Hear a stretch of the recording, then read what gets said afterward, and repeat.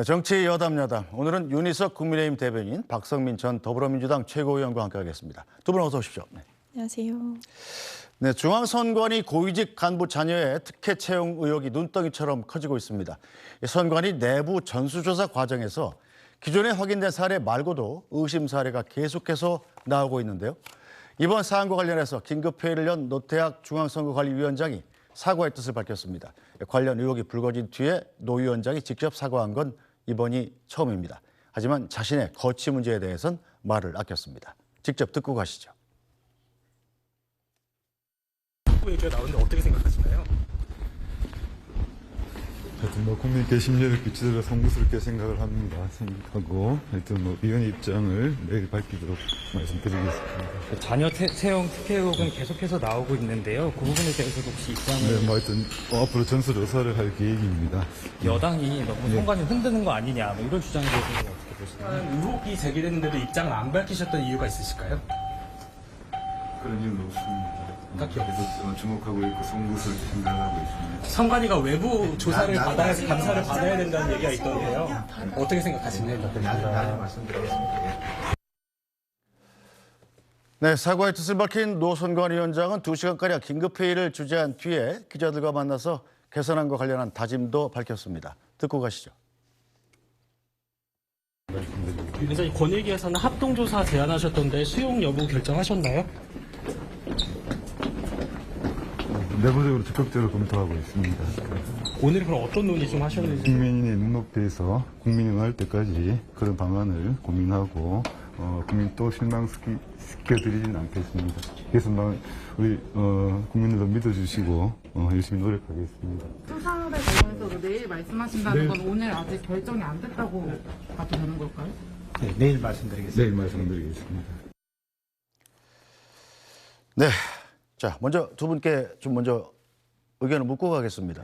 자, 선관위의 직원 자녀들이 지금 6명만 특혜 채용된 걸로 나타났었는데 계속 불면서 이미 두 자릿수를 넘었단 말이에요. 10명이 넘고 있습니다. 이번 사태 어떻게 보고 계세요? 결국은 그 외부의 견제를 받지 않는 조직은 아무리 그 설립 취지가 좋고 내부 구성원들이 자정 노력을 한다 하더라도 한계가 있을 수밖에 없다는 것을 극명하게 보여주는 사례라고 생각합니다. 우리나라 이 선관위는 특이하게 헌법에 규정된 헌법기관입니다. 헌법기관으로서 선관위가 있는 나라가 그렇게 많지 않은데 역사적으로 볼 때 오래된 얘기지만 60년도 3.15 부정선거 이후에 당시에 내무부 소속이었던 선관위가 독립을 하면서 헌법에 규정되게 만든 그런 우리 역사적인 사례가 있습니다. 그러한 설립 취지를 생각을 한다면, 상기를 한다면 선관위는 더욱더 그 설립 취지에 맞게 선거관리에 매진하면 물론 자체적으로도 도덕성과 윤리성을 앞세우면서 쭉 노력을 해왔어야 하는데 결국은 헌법기관이라는 이유 하나만으로 뭐 감사원 감사라든지 외부의 어떤 견제를 전혀 받지 않은 상태로 60년이 지나다 보니까 결국은 이러한 사건까지 일어나지 않았나 이런 생각을 해봅니다. 네, 저 박성민 전 최고위원은 청와대 청년비서관도 했었죠. 이 청년들 입장에서 보면 선관위의 이런 행태가 어떻게 받아들여질까요? 굉장히 시대착오적이죠. 언제적 아빠 찬스냐 이런 말씀을 드리고 싶습니다. 지금 2023년이고요. 시대적으로 공정 채용이나 특히 공무원 부분에 있어서 이런 사적인 인연이 개입해서는 안 된다라는 원칙을 가지고 우리가 그동안 살아왔다고 생각을 합니다. 그런데 선관위는 어떻게 보면 선거 과정에서 공정하게 룰을 준수했느냐를 감시하는 조직인데 오히려 이런 신고의 의무라든지 내규를 완전히 다 피해간 부분이 있어요. 실제로 이런 간부들을 보면 가족들이 이렇게 채용이 됐음에도 불구하고 내부적으로 전혀 신고하지 않았단 말이죠. 사실 이것은 규정을 몰랐다라고 변명하기에는 그 규제의 빈틈을 노린 것이 아니냐 또는 내부 정보나 내부 관계자이기 때문에 할 수 있었던 편법이자 위법 아니냐라는 말씀을 드릴 수밖에 없습니다. 네, 선관위 공무원 행동 강령에 보면 제5조에 공무원의 사촌인의 친족이 직무 관련자인 경우에 소속기관의 장에게 해당 사실 신고하여야 한다라고 돼 있었는데 자, 지난해 6월 공직자 이해충돌 방지법 시행 이후에 이 조항이 삭제됐다고 합니다. 이것도 문제인 것 같고요. 자, 자녀를 채용하는 과정에서 사적 이해관계를 신고 안 한 분은 누구였냐면 바로 송봉섭 사무차장이었습니다. 그리고 김세환 전 사무총장 아들, 박찬진 사무총장 딸 이 6분이 전부 다 신고를 하지 않은 건가요? 자, 이게 정말 이해가 안 가는데 이 내규에도 나와 있었던 일을 신고도 하지 않고 이 아빠 친구들로 하여금 면접을 보게 하고 좀 이 시점에서 하나 궁금한 게 이 자녀들이라는 분들이 보니까 다른 지자체나 이런 데서 공무원을 이미 하고 있던 분들이더라고요. 그런데 왜 또 선관위로 가서 이직을 한 걸까요? 좋은 직장입니까 그렇게 선관위가? 부모 입장에서 볼 때 자녀가 본인이 소속된 직장으로 오면 소위 말해서 끌어줄 수 있는 여지도 있고 또 선관위 자체가 좋다고 판단을 했겠죠. 아시겠지만 국민 여러분들께서는 선관위가 뭐 하는지 잘 모르실 겁니다. 선거 있는 해에만 중앙선관위 해가지고 뭐 우편이 온다든지 뭐 이런 걸 보실 텐데 사실 선거라는 게 거의 매년 있습니다. 우리나라 같은 경우에는 보궐선거도 계속 1년에 한 번씩 있기 때문에 매년 있다. 그래서 선관위 역할이 중요하다. 그건 맞는데 상시적으로 선거 관리 업무를 한다고는 하지만 그렇게 업무가 많이 다른 어떤 행정기관처럼 상시적으로 있는 것도 아니고 또 우리가 재외동포 선거도 하기 때문에 해외에 파견될 기회도 많다고 들었습니다. 그리고 우리 지금 보면 국회의원 선거구만 해도 253개가 있지 않습니까? 각 선거구마다 선관위가 다 있어요. 그럼 그 조직이 벌써 얼마입니까? 그래서 뭐 4,000명 가까운 직원이 있다. 그런데 업무량을 뭐 절대 시간으로 꼭 얘기하는 건 아니지만 업무의 강도라든지 이런 부분으로 볼 때는 근무하기가 좋은 직장이라고 보는 게 맞겠죠. 그래서 아빠 찬스까지 동원해서 다른 어떤 영역에서 근무하고 있던 자녀를 선관위로 이직하게 하는 그런 요인이 작용하지 않았나 이렇게 생각합니다. 자, 박선민 최고께서는 어떻게 보십니까? 이번이 선관위 자녀 특혜 채용 의혹이 처음 생긴 일이 아닙니다, 이게. 자, 직전에 사무총장도 아들 특혜 채용 의혹으로 지난해 3월에 불명예 퇴진을 했는데 자, 불과 1년 2개월 만에 똑같은 일이 벌어졌단 말이에요. 이 구조적인 문제로 봐야 되는 거 아닙니까? 이 정도면? 저는 그렇게 봤습니다. 실제로 앞에서 앵커께서 지적을 해주셨는데 처음엔 6명으로 시작을 했습니다. 그런데 조사를 더해보니까 지금 11명까지 숫자가 갔습니다. 그리고 사실 이 숫자는 아직 전수조사를 다 마치지 않은 숫자이기 때문에 더 늘어날 여지도 저는 있다고 생각합니다. 그렇다면 이것은 단순한 개인의 일탈이라든지 개인적인 비리의 차원이 아니라 사실은 이 조직 안에서 있었던 관행으로도 볼 수 있는 수준 아니냐라는 말씀을 드릴 수 있을 것 같고요.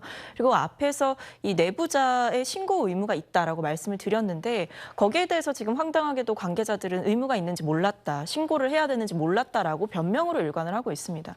그러니까 그렇다고 한다면 이 조직 안에서 얼마나 자정작용이 없었느냐, 얼마나 이 내부의 질서나 규율이 해이하게 작용을 했느냐 이런 부분까지도 폭넓게 살펴봐야 되지 않을까 싶습니다. 네, 자, 선거관리위원회 말 그대로 선거를 관리해야 되면 정말 공정과 청렴이 가장 중요하고 그래서 헌법상 독립기구로 두고 감시를 사실상 사각지대에 놓여 있는 거잖아요. 그렇죠. 이게 오히려 독이 됐다 이렇게 볼 수도 있겠네요. 그렇습니다. 이분들이 자녀를 예를 들어서 자녀 채용하는 데 있어서 영향력을 끼쳤다. 이 부분에 있어서 전혀 이게 문제가 안 될 거라고는 생각 안 했을 겁니다.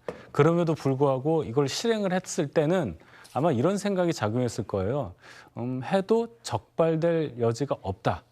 해도 괜찮을 거다. 호환이 없을 것 같다. 걸리지 않을 거다. 그렇죠. 예. 이런 생각을 했을 가능성이 굉장히 큰데 그 이유가 바로 아까 말씀하신 외부 어떤 감사라든지 견제 장치로부터 완전히 벗어나 있는 그런 견제 사각지대 안에 계속 있었기 때문이 아닌가 생각합니다. 그 역사가 무려 60년이 지났고 그동안 드러나지 않았었기 때문에 이제서야 이것이 이렇게 크게 불거진 하나의 요인으로 작용한 것이라고 저는 정리하고 싶습니다. 네, 자 그런데도 이번에 박찬진 사무총장, 송봉섭 사무차장은 사퇴 의사를 밝혔다는 이유로 이게 징계가 아니라 그냥 바로 면직 처리한다는 거죠. 그러니까 사표 받고 끝내겠다 이런 건데 자 그렇다면 이것은 뭐 공무원의 연금 박탈이라든지 이런 징계 없이 그냥 다 사면해주겠다 이런 뜻이랑 비슷한 거 아닙니까? 직을 그만두는 대가로. 사실상 이제 손해를 안 본다는 거죠. 네. 그러니까 잠깐의 무리는 일으켰고 본인의 이름이 언론에 몇 차례 오르내리지만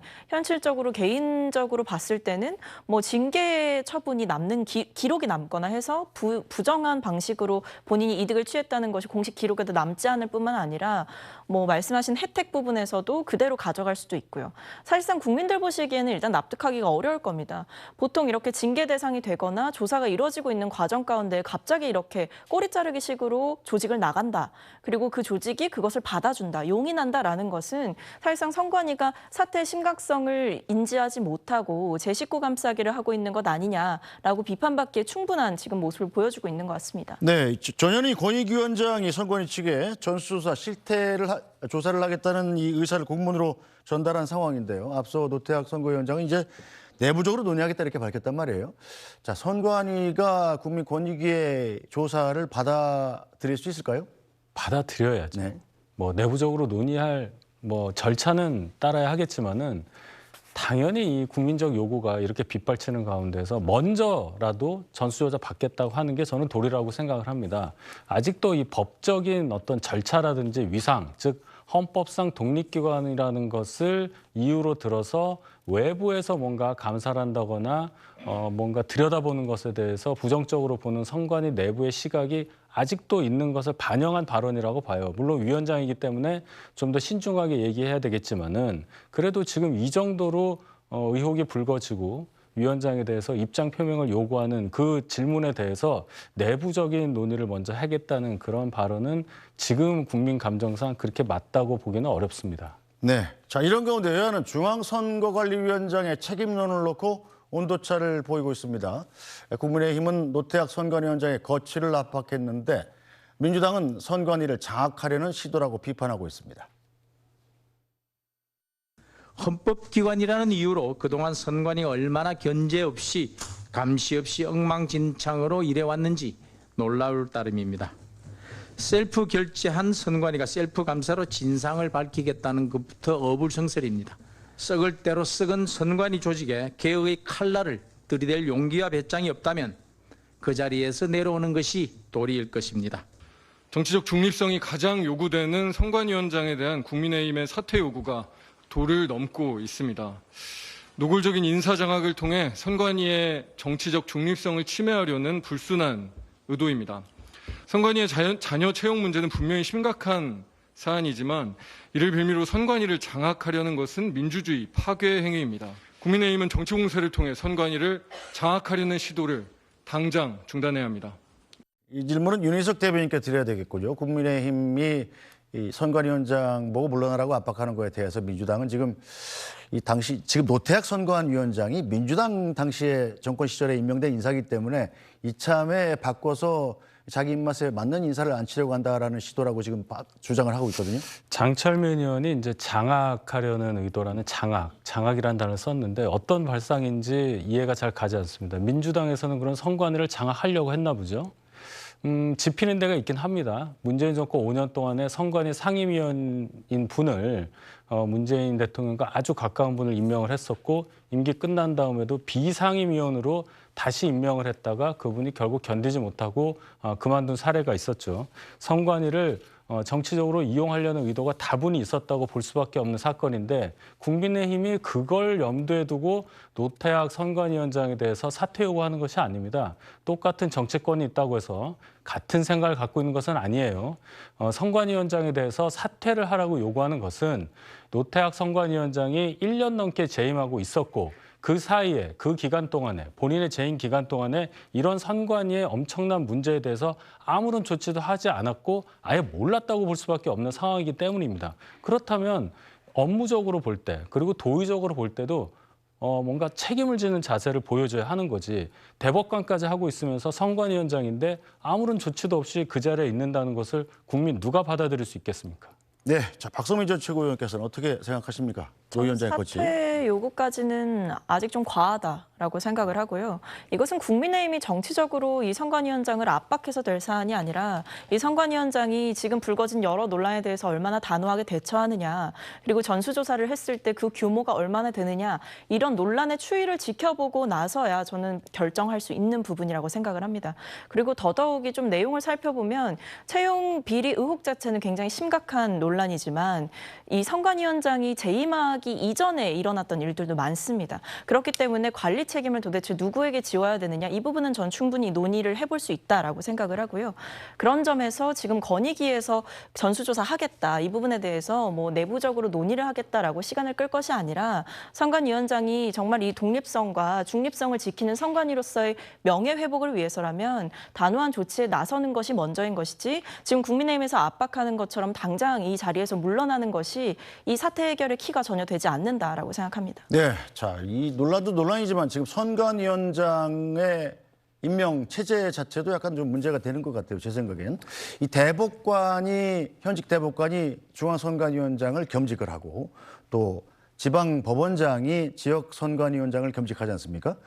이 조직의 장이라는 것은 사실은 그 조직만 맡아서 들여다봐도 운영하기 어려운 것인데 제가 만약에 대법관인데 선관위원장 겸직도 하세요. 그럼 좋게 하겠습니다만은 과연 그 조직에 대한 통제가 제대로 이루어질까 이거에 대한 의문점이 있는 것도 사실입니다. 처음에 이 중앙선관위원장을 대법관이 겸임하도록 하고 비상임을 한 이유는 대법관 또 지방에서 이제 법원장, 이 법원에 계신 판사 이분들에 대한 사회적인 어떤 평가가 대단히 좋았기 때문이라고 봅니다. 공정하고 정치 중립적이라고 국민 모두가 믿어 의심치 않았기 때문에 관행적으로 이렇게 이루어져 왔었는데 일단 예를 들어보면 지금 대법원에 사건이 너무 많아서 재판이 지연되고 있는 상황, 그 상황에서 중앙선관위원장을 겸임하고 있는 노태학 대법관은 얼마나 업무가 많겠습니까? 일단 그런 부분이 하나 있고요. 두 번째는 지금 대법원의 구성, 대법관들이 과연 과거처럼 국민의 신망을 얻고 있는 그런 대상이냐에 대한 생각도 해봐야 할 것입니다. 물론 개인을 제가 거명해서 얘기하는 건 아닌데요. 우리 사회가 점점 개방되고 발전할수록 점점 도덕성에 대한 요구가 커지는 데 반해서 그동안 대법관 또 법원 이런 사법부에서 보여준 여러 가지 일들이 국민적 기대에 어긋나는 부분이 많았기 때문에 이런 상황을 종합적으로 생각을 한다면 비상임으로서의 위원장이 대법관이 겸임한다는 이 체제를 바꿔서 상임으로 있는 위원장 그리고 꼭 대법관에 국한하지 않는 새로운 체제로 선관위가 새 출발을 해야 한다고 생각합니다. 네, 자 박성민 위원장께서는 어떻게 보십니까? 헌법상 독립국의 위상을 유지를 하면서 또 조직 운영의 투명성까지 확보할 수 있는 방안이 있을까요? 글쎄요. 근데 일단 과거처럼 이제 선관위가 독립기구라는 명목으로 감찰을 거부하거나 자체적인 감찰만을 진행하겠다라는 걸로는 이 논란을 넘기가 힘들 것 같습니다. 그렇기 때문에 외부에서 할 수 있는 정기적인 감사나 이런 부분들까지도 적극적으로 제도권 안에 편입을 시켜서 내부 규칙을 좀 만들어야 된다라는 생각이 들고요.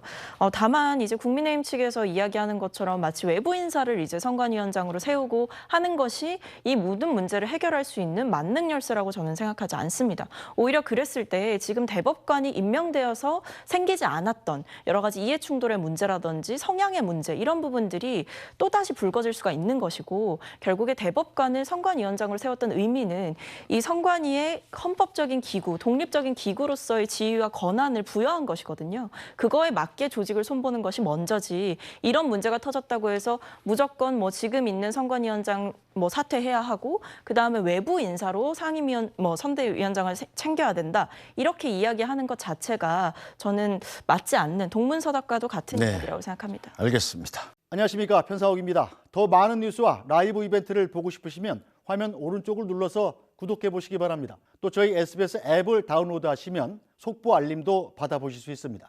항상 저희 SBS 뉴스를 시청해 주셔서 대단히 고맙습니다.